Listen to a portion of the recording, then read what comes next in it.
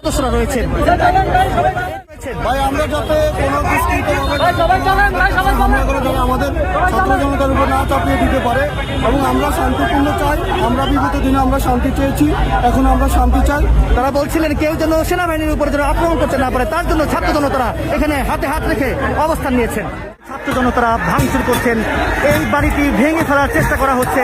আমরা দেখতে পাচ্ছি ছাত্র জনতারা কিন্তু রড দিয়ে লাঠি সোটা দিয়ে কিন্তু এই বাড়িটি ভেঙে ফেলার চেষ্টা করা হচ্ছে এবং হাজার হাজার ছাত্র জনতারা কিন্তু এখানে এসেছেন।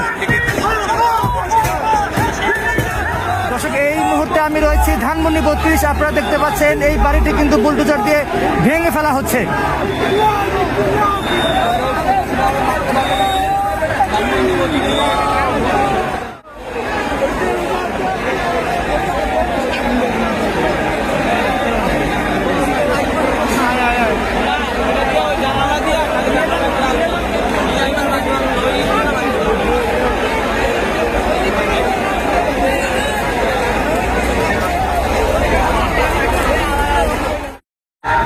এই মুহূর্তে আছে ধানমন্ডি 32 যে বাড়ি, সেই বাড়ির সামনে রয়েছে। আপনারা দেখতে পাচ্ছেন ছাত্র জনতারা কিন্তু ব্যাপক আকারে এখানে ভাঙচুর করছে।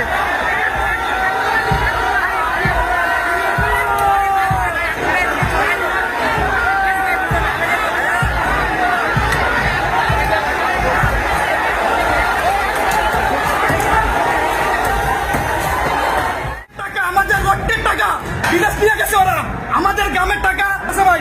ওই আমরা তো দেখি উস্কানি দিয়ে সাধারণ মানুষের মাইকে ভাই, সাধারণ মানুষের রাস্তায় না ভাই, ওরা টাকা পয়সা নিয়ে বাড়ি দিকে বাইকে গেছে ভাই।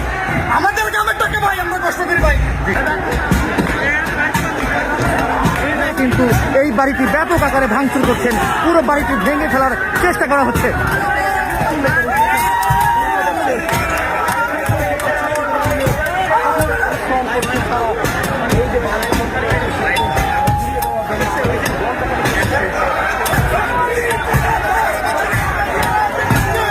এই মুহূর্তে আমরা দেখতে পাচ্ছি ধানমন্ডি 32 যে মেইন সড়কটি রয়েছে, এই সড়কে কিন্তু অসংখ্য বাংলাদেশ সেনাবাহিনীর সদস্যরা কিন্তু এখানে রয়েছেন এবং এই মুহূর্তে দেখতে পাচ্ছি ছাত্র জনতারা কিন্তু এক পর্যায়ে এখানে ঘিরে রেখেছেন, ভিতরে যেন কেউ প্রবেশ করতে না পারে তার জন্য কিন্তু দেখতে পাচ্ছেন ছাত্র জনতারা এখানে হাতে হাত রেখে এখানে সারিবদ্ধভাবে কিন্তু এখানে রয়েছেন। তাদের পিছনে কিন্তু আসলে সেনাবাহিনীর সদস্যরা রয়েছেন।